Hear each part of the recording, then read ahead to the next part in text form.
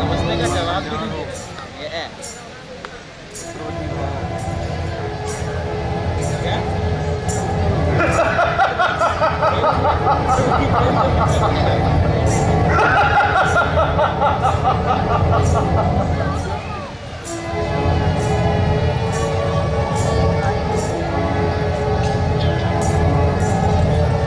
नारायण नारायण नारायण।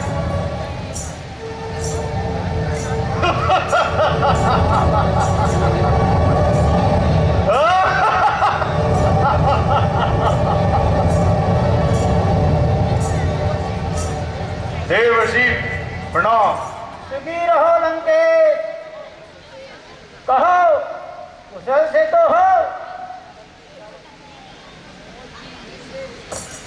मुनि श्रेष्ठ, आपकी कृपा से तीनों लोकों में मेरा यश छाया हुआ है। नित्य प्रति महादेव की तपस्या हेतु कैलाश जाया करता हूं। आज ही कठिन तपस्या से निवृत्त होकर लौटा हूं और महादेव जी ने प्रसन्न होकर यह वर दिया है कि मैं देव, धनुष, किन्नर और नर नाग सभी पर विजय पाकर इस संसार में अमर हो जाऊं। आप कहते हैं कि मैंने वर प्राप्त किए हैं, ऐसा होते हुए आपको कैलाश जाना पड़ रहा है। नारायण नारायण। यह आपको शोभा नहीं देता लंकेश। परंतु परंतु परंतु क्या मुनिनाथ, कहिए रुक क्यों गए? तो सुनो, क्यों नहीं कर लेते कि कैलाश पर्वत को सिर्फ पार्वती सहित लंका ले आए और इससे आपका ज्ञान और मनोबल बढ़ेगा और रोज का आना जाना भी बंद हो जाएगा। मुनि श्रेष्ठ, यदि आपको यही है तो मैं अभी कैलाश पर्वत को शिव पार्वती सहित उठाकर लंका ले आता हूं। मेरे पद को देखो, मेरे पद को कैलाश पर्वत हिला रहा हूं। देखो लोगों, मेरे पद को देखो, मेरे पद को कैलाश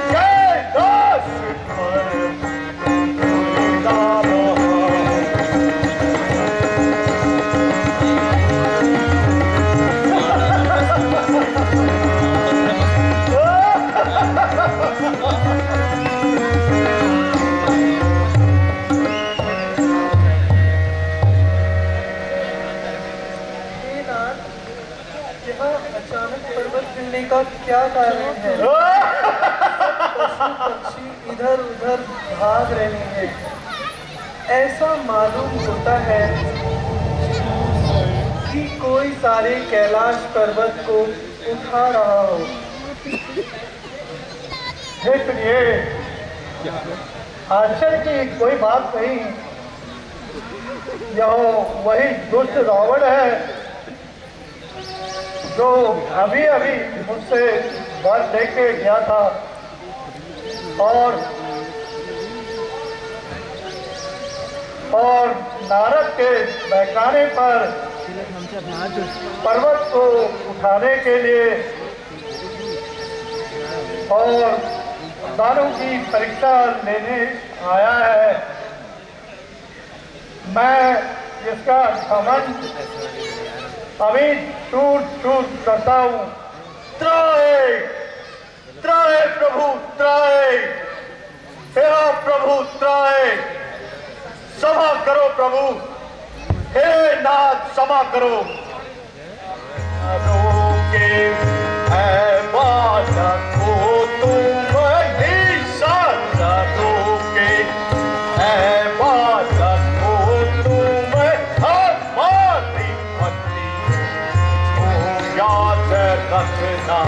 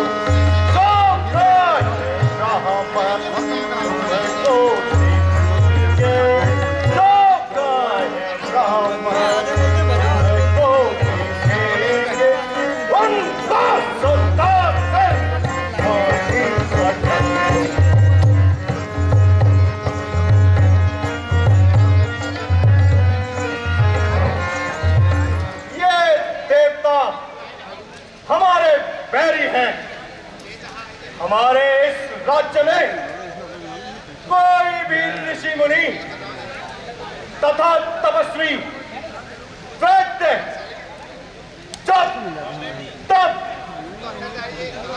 पाठ पूजा हवन आदि ना करने पाए।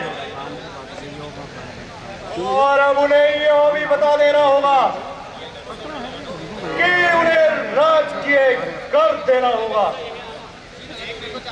और जो कर देने में असमर्थ हो उन्हें अविलंब मृत्युदंड दे दो। जो आज्ञा महाराज। सेनापति तुम भी जाओ। जी अर्जुन महाराज। महाराज जय शंकर के, जय शंकर के। भाई तालियों से स्वागत करें आप, तालियों में कमी ना हो।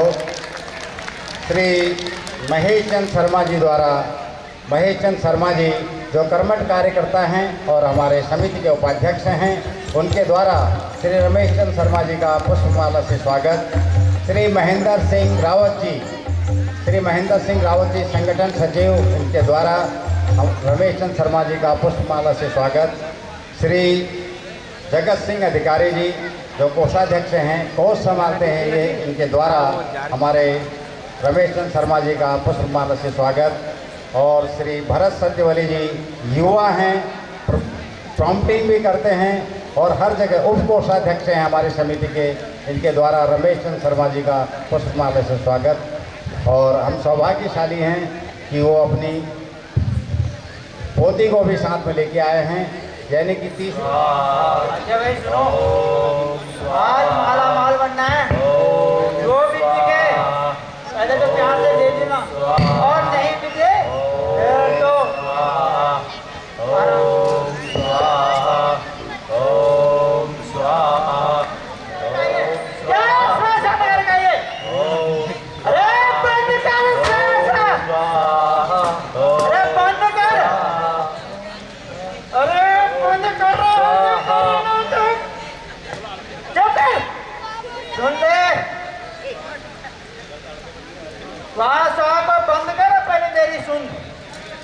चाहे कान खोल के सुन, चाहे कान खोल के सुन, मुझे इससे कोई फर्क नहीं पड़ता। लेकिन पहले ये भी सुन, देख भाई, हमारे महाराज का फरमान है, ठीक है, यदि इस धरती पर रहना है तो भैया कर तो देना ही होगा। सुन रहे हो? कर देना होगा, कर। क्या कर? सुना है कभी? गूंगे बहरे हैं, साधु संतों को ये प्यारा होता है, जान चले जाए कोई फर्क नहीं पड़ता, लेकिन बस ये नहीं जाना चाहिए। अच्छा भाई बात सुन, देखियो तेरे टट्टी कुछ है इसमें? हम कुछ नहीं दे सकते, हम तो साधु सन्यासी हैं, हम कर कहाँ से दें? बताओ, आज मैं पाहुन की तरह बोल रहा था इतना। सुन भाई, कर तो देना पड़ेगा, चाहे उसके लिए कुछ भी करना पड़े हमें, कुछ भी। समझ रहे हो कुछ का मतलब? तो हमारा रक्त ले लीजिए। लगता है इनको जिंदगी से मोह नहीं है, पैसा चले जाए नहीं, जान चले जाए कोई गम नहीं, पैसा नहीं जानते। चल भाई और देखो, अरे उधर से कर, क्या बोलता नीचे ना, अरे ना, अरे कहाँ से सुनो, इसमें हमारा रक्त लाल है, और अपने राजा से कह देना कि इसी में तेरा काल है। अजीब बात है, खून लाल होता है, हमें पता ही नहीं। अरे देखो, दुनिया का खून लाल ही होता है, ये तो हमें भी पता है। और बाकी रहा जो तुम्हारा फरमान, वो हम कह देंगे, हमें कोई टेंशन नहीं। महाराज कर तो इकट्ठा किया है, परंतु क्या?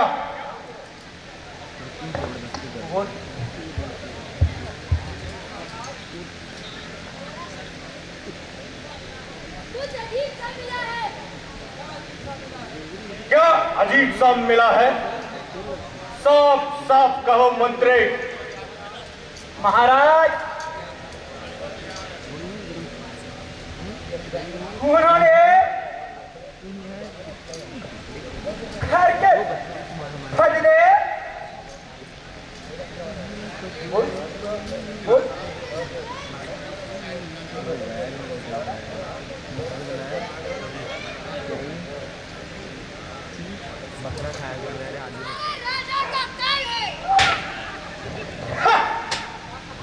क्या कहा?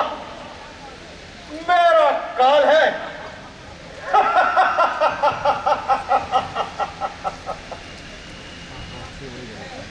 तो ठीक है, मैं अब समझ गया। तुम इस घड़े को सीधा जनकपुरी ले जाकर गाड़ दो, क्योंकि मिथिलापति हमारा आजन्म बैरी है और उसी का अरिष्ट होना चाहिए। शास्त्रों में कहा गया है, अपुत्रस्य तहम शून्यम। अब हमारी चौथी अवस्था आ गई है, संतान नहीं हुई है, राज्य का भार किसके ऊपर छोड़े? वामपथ आश्रम कैसे ग्रहण करेंगे? बस आपकी आज्ञा अनुसार महर्षि वशिष्ठ जी को बुला लाया। बहुत अच्छा। आइए आइए। महर्षि वशिष्ठ के चरणों में दशरथ का प्रणाम स्वीकार हो। हे राजन, कल्याण हो। लोक लोक में सम्मान हो। कहो राजन, आपकी यह हालत देखकर राजभर का दिल बैठा जा रहा है। आपके चेहरे का यह उतार चढ़ाव समझ नहीं आया। कृपा करके हमें बताएं, हमें बताइए। हे गुरुदेव, आपकी कृपा से मैं धन धान्य से संपन्न हूँ, परंतु हे प्रभु, इस राज्य को मेरे पश्चात चलाने वाला कोई नहीं है। इसलिए कोई संतानो उपाय बतलाइए। आप त्रिकालदर्शी हैं। इस कुल की डूबती नाव को बचाइए मुनिवर। आपकी अभिलाषा पूर्ण होगी। शीघ्र ही श्रृंगी मुनि को हमारा नाम लेकर निमंत्रण भेजो और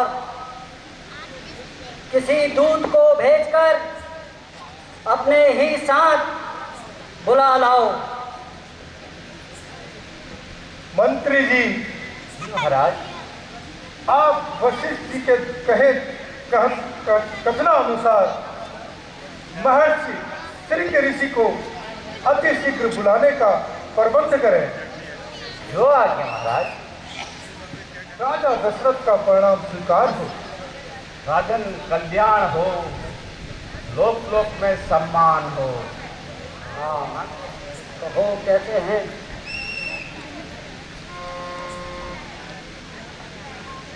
हमें अब चौथी अवस्था आ गई है और हमारे घर में संतान नहीं है।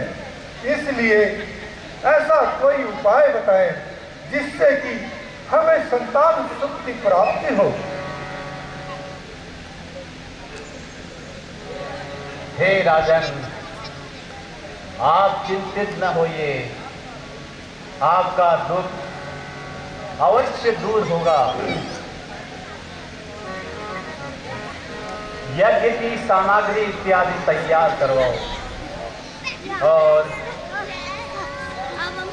और मंडप में चलकर शुभ मुहूर्त में यज्ञ आरंभ करो। मंत्री जी, आप यज्ञ की सारी सामग्री का प्रबंध कीजिए। जो आज्ञा महाराज।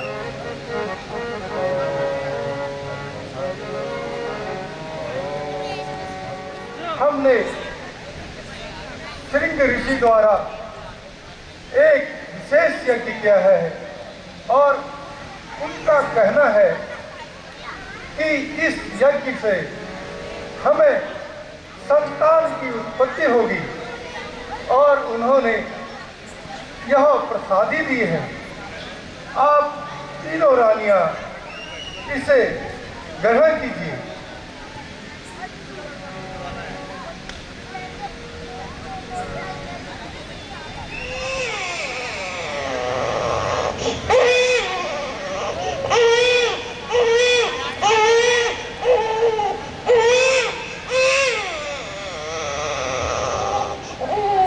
आपका मनोरथ और आपका यज्ञ पूर्ण कर दिया है। माता कौशल्या व कैकेयी ने एक एक पुत्र को जन्म दिया है तथा माता सुमित्रा ने 2 पुत्रों को जन्म दिया है। हे ईश्वर, तुम धन्य हो, तुम्हारी महिमा अपरंपार है। हे प्रभु, हम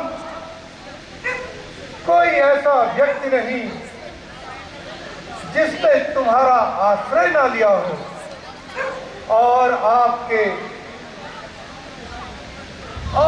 आपने उनकी मनोकामना पूर्ण न की हो। मंत्री जी, आज हमारे अहो भाग्य है इसलिए पूरे राज्य अयोध्या में खुशी का आयोजन करें। और अभी मैं महलों में जाता हूँ